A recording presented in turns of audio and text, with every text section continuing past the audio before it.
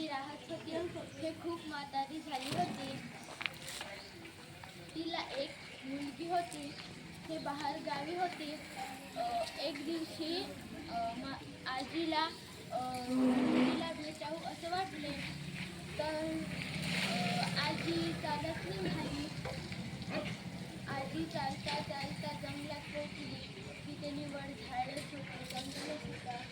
मग आजी पुढे चालताना तिच्या समोर आला वाघ. आणि वाघ म्हणाला, आता मी तुला खातो. तर आजी म्हणाली, अरे तुम्हाला खाऊन का खाता? मी तर अजून हात आहे, तिला तर काहीच म्हणायचे आणि त्याच्या खा. मग आजी चालत चालत पुढे गेली. चालता चालता पुढे भेटला कोल्हा.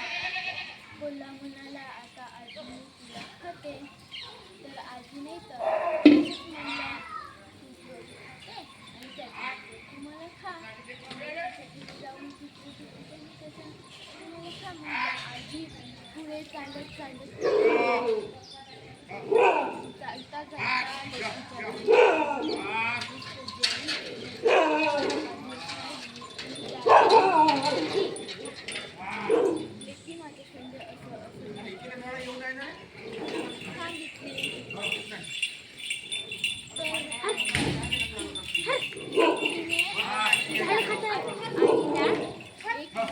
भोपळा गेला.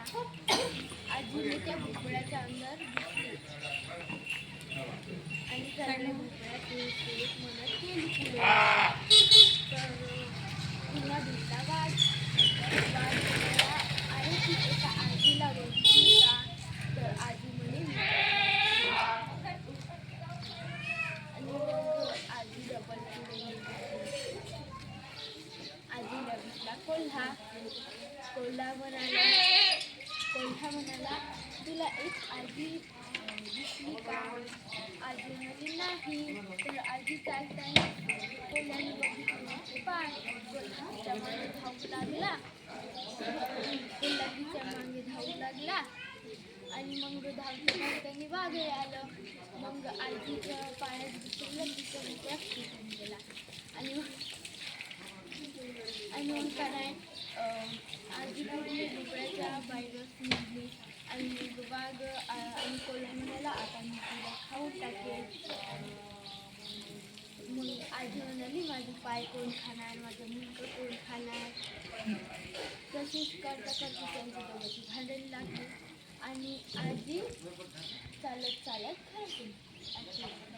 छान कथा सांगा.